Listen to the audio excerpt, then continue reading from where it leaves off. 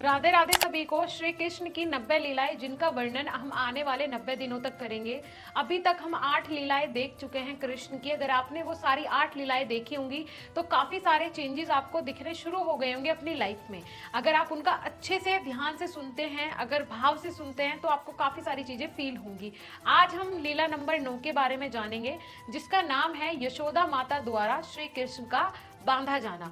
क्या है इसका मतलब? एक बार यशोदा मैया की दासी अपने किसी दूसरे काम में व्यस्त थी। ये देखा माता यशोदा ने तो खुद दूध बिलोने लगी। जैसे ही वो दूध बिलो रही थी तो वैसे ही अपने पुत्र की मतलब कृष्ण की लीलाओं के बारे में सोच सोचकर बहुत ही हर्ष उल्लास में थी, क्योंकि यशोदा मैया एक ऐसी मैया थी जो कि 24 घंटे सिर्फ कृष्ण के बारे में सोचती थी, उनकी लीलाओं के बारे में सोचती थी और अपने आप को बहुत ही आनंदित महसूस करती थी हर समय।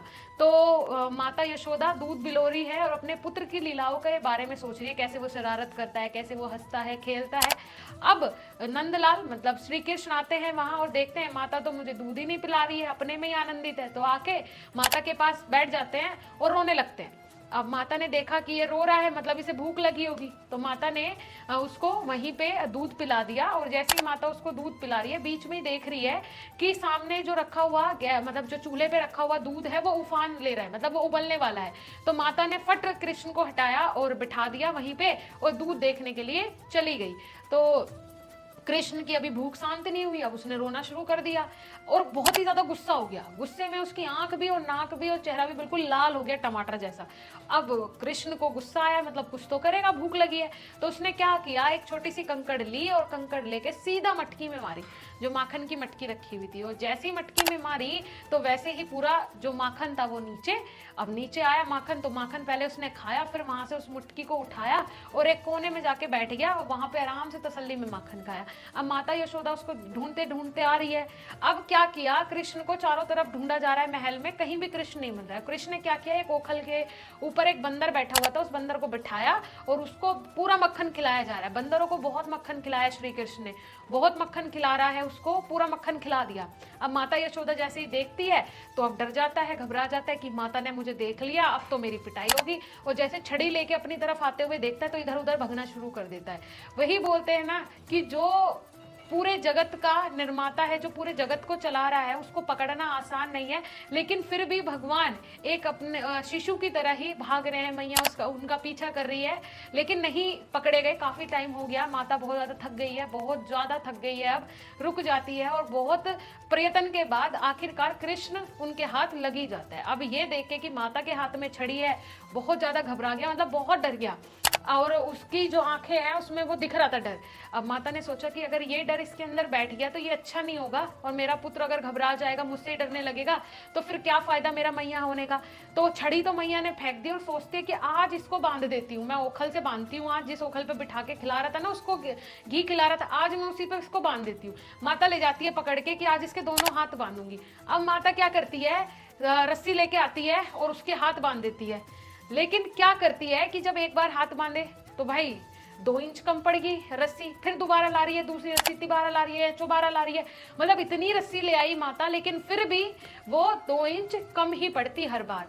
अब माता सोच रही घर की सारी रस्सियां खत्म हो गई लेकिन ये फिर भी 2 इंच कम पड़ रही है, ये क्या लीला है, अब ये मुझे समझ में नहीं आ रहा, ये क्या सिस्टम है। और दूसरी चीज, माता को गुस्सा नहीं आ रहा, माता हंस रही है, मुस्कुरा रही है और एक तरीके से आश्चर्य भी हो रहा है कि ये कैसे हो सकता है, हाउ इट इज पॉसिबल, कैसे पॉसिबल है, तो पॉसिबल हो ही नहीं सकता है। लेकिन है, क्योंकि वो कौन है, वो कृष्ण है, वो स्वयं नारायण है, उनको ये लीलाएं करनी है जिनसे आज हम इनकी व्याख्या कर पा रहे हैं। अब कृष्ण सोचते हैं कि माता बहुत ज्यादा थक गई है, बहुत परेशान हो गई है, अब इनको सताते नहीं है। माता अगली रस्सी लेके आई और इस बार वो रस्सी कृष्ण को बांध दी गई और उनको बांध के खड़ा कर दिया गया कि अगर शरारत की अब तो ऐसे ही डेली बांधा जाएगा। माता चली गई, अपने घर के कार्यों में व्यस्त हो गई। अब कृष्ण के दिमाग में फिर से उत्पीड़न हो रही है कि यार मैंने इतना सा काम किया था तो मुझे, मतलब माखन ही तो खाया था, उसके लिए मुझे ये सजा मिल रही है, मेरे दोनों हाथ बांध दिए, और उस क्रोध में तो मैंने मटकी फोड़ी थी, अब मुझे फिर से क्रोध आ रहा है, मुझे यहाँ क्यों बांध दिया गया, इतने से मतलब माखन खाने पे बांध दिया गया, अब तो मुझे कोई और बड़ी शरारत करनी चाहिए। तो सामने ही देखते हैं, बंधे हुए हैं हाथ और सामने नजर जाती है और देखते हैं एक बहुत बड़ा अशोक का वृक्ष है। ठीक है, एक वृक्ष देखा उन्होंने, मतलब उसकी अलग अलग जड़ें थी, तो 2 वृक्ष थे अशोक के। अब वो देखते हैं कि अच्छा जी अशोक का वृक्ष है, तो क्यों ना इसी को गिरा दिया जाए। अगर मैं इसको गिरा दूंगा माता एकदम आएगी, डर जाएगी, घबरा जाएगी, फिर मेरे हाथ खोल देगी, ऐसा सोचते हैं। अब ये वृक्ष को गिराना, इसको आप गलत वे में मत लीजिएगा कि वृक्ष को कृष्ण गिरा रहे, नहीं। वृक्ष को गिराने के लिए भी एक बहुत बड़ा कथन है। कैसे? पूर्व जन्म में कुबेर देवता के 2 पुत्र थे जो कि गलत संगति में लग गए थे, मदिरा पान करने लगे थे और अलग अलग स्त्रियों के साथ रंगीलियां मना रहे थे। तो ऐसे कर्म करते हुए नारद मुनि एक बार उनके सामने आए और बोलते हैं कि तुम अपने कर्म को भूल के ये दुष्कर्म क्यों कर रहे हो। तो वो दोनों नारद मुनि को चिढ़ाने लगे कि जिसके पास पूर्ण धन संपत्ति हो, इंसान काम किस लिए करता है? धन संपत्ति के लिए। तो हम तो कुबेर देवता के पुत्र हैं, हमारे पास तो धन संपत्ति की कमी नहीं है, और नारद मुनि आपके पास धन संपत्ति नहीं है, इसलिए आप हमको ज्ञान दे रहे हो। अब इतना सुनकर नारद मुनि क्रोधित हो जाते हैं और वो श्राप दे देते हैं कि तुम दोनों एक वृक्ष बने रहोगे जब तक नारायण भगवान स्वयं नहीं आएंगे कृष्ण के अवतार में और तुम्हारा आके उद्धार नहीं करेंगे।